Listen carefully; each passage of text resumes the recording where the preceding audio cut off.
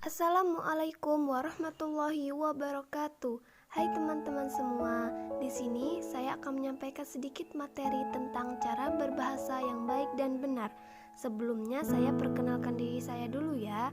Perkenalkan, nama saya Sentia Widianti, nomor induk mahasiswa 20201432281, kelas 2G, mata kuliah Konsep Dasar Bahasa dan Sastra Indonesia SD. Dosen pengampu Merdiana Sari MPD, Prodi Pendidikan Guru Sekolah Dasar, Fakultas Keguruan dan Ilmu Pendidikan Universitas PGRI Palembang. Baiklah, seperti yang saya sampaikan di awal, di sini saya akan memaparkan sedikit materi tentang cara berbahasa yang baik dan benar. Baiklah, saya akan menjelaskan pengertiannya dahulu ya. Bahasa adalah kunci pokok bagi kehidupan manusia di atas dunia ini, karena dengan bahasa orang bisa berinteraksi dengan sesamanya, dan bahasa merupakan sumber daya bagi kehidupan bermasyarakat.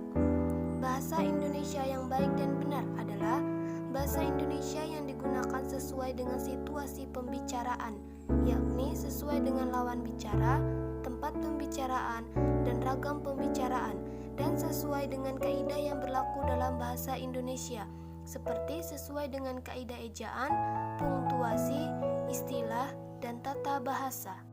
Selanjutnya, bahasa yang baik dan benar memiliki 4 fungsi. 1. Fungsi pemersatu kebinekaan rumpun dalam bahasa dengan mengatasi batas-batas kedaerahan. 2. Fungsi penanda kepribadian yang menyatakan identitas bangsa dalam pergaulan dengan bangsa lain. Ketiga, fungsi pembawa kewibawaan karena berpendidikan dan yang terpelajar.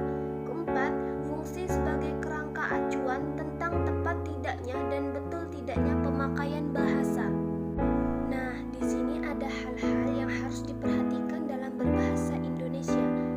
A. Tata bunyi atau fonologi. Fonologi pada umumnya dibagi atas 2 bagian yang meliputi 1. Fonetik. Fonetik adalah ilmu yang menyelidiki dan menganalisa bunyi-bunyi ujaran yang dipakai dalam tutur, serta mempelajari bagaimana menghasilkan bunyi-bunyi tersebut dengan alat ucap manusia. Kedua, fonemik. Fonemik adalah ilmu yang mempelajari bunyi ujaran dalam fungsinya sebagai pembeda arti. Nah, jadi gini, kalau dalam fonetik itu kan kita mempelajari segala macam bunyi yang dapat dihasilkan oleh alat ucap serta bagaimana tiap-tiap bunyi itu dilaksanakan. Jadi, kalau dalam fonemik ini kita mempelajari dan menyelidiki kemungkinan-kemungkinan bunyi-bunyi yang dapat mempunyai fungsi untuk membedakan arti. Lanjut, B. Tata bahasa atau kalimat. Apakah kalimat-kalimat yang kita hasilkan dapat memenuhi syarat sebagai kalimat yang benar atau gramatikal? Selain itu, apakah kita dapat mengenali kalimat-kalimat gramatikal yang dihasilkan orang lain? C. Kosakata. Dalam menggunakan bahasa Indonesia yang baik dan benar, kita dituntut untuk memilih dan menggunakan kosakata bahasa yang benar. Kita harus bisa membedakan antara ragam bahasa baku dan ragam bahasa tidak baku, baik tulis maupun lisan. D. Ejaan. Dalam bahasa tulis, kita menemukan adanya bermacam-macam tanda yang digunakan untuk membedakan arti sekaligus sebagai pelukisan atas bahasa lisan. Segala macam tanda tersebut untuk menggambarkan perhentian antara, perhentian akhir, tekanan, tanda tanya, dan lain-lain. E. Makna. Pemakaian bahasa yang benar bertalian dengan ketepatan menggunakan kata yang sesuai dengan tuntutan makna. Nah, di sini ada 5 laras bahasa yang dapat digunakan sesuai situasi, berturut-turut sesuai derajat keformalannya. Ragam tersebut dibagi sebagai berikut. 1. Ragam beku atau frozen, digunakan pada situasi hikmat dan sangat sedikit memungkinkan keleluasaan seperti pada kitab suci, putusan pengadilan, dan upacara pernikahan. 2. Ragam resmi atau formal, digunakan dalam komunikasi resmi seperti pada pidato, rapat resmi, dan jurnal ilmiah. 3. Ragam konsultatif, digunakan dalam pembicaraan yang terpusat pada transaksi atau pertukaran informasi.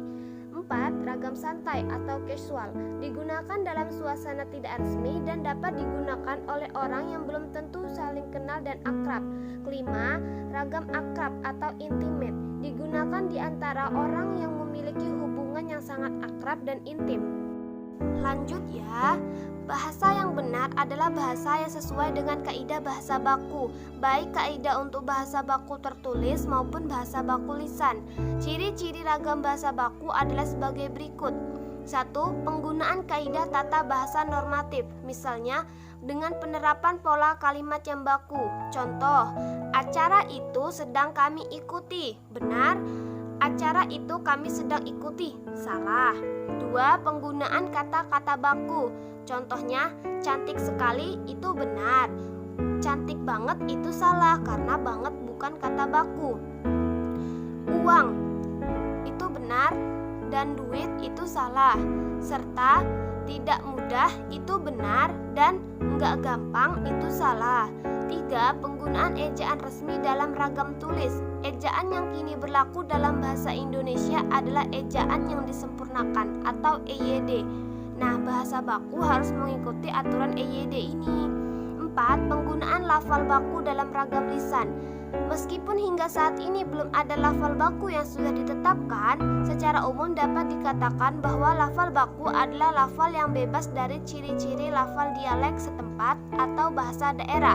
Misalnya, atap bukan atep, habis dan bukan abis, serta kalau bukan kalau. Nah, di sini coba saya kasih contoh ya. Contoh yang pertama itu misalkan dalam pertanyaan sehari-hari dengan menggunakan bahasa baku. 1. Apakah kamu ingin menyapu rumah bagian belakang? Kedua, apa yang kamu lakukan tadi? Nah, contoh yang kedua itu misalkan ketika dalam dialog antara seorang guru dengan seorang siswa. Pak Guru, Rino, apakah kamu sudah mengerjakan PR? Rino menjawab, sudah saya kerjakan, Pak. Pak Guru berbicara lagi, baiklah kalau begitu, segera dikumpulkan. Dan Rino menjawab lagi, terima kasih, Pak. Nah, teman-teman, sampailah sudah di akhir penjelasan saya. Semoga dengan sedikit pemaparan materi tentang cara berbahasa yang baik dan benar dari saya dapat bermanfaat untuk kita semua. Saya, Sentia Widianti, meminta maaf apabila ada kesalahan dan kekurangan dalam video saya ini, karena saya di sini juga masih dalam tahap belajar. Sampai jumpa kembali teman-teman. Wassalamualaikum warahmatullahi wabarakatuh.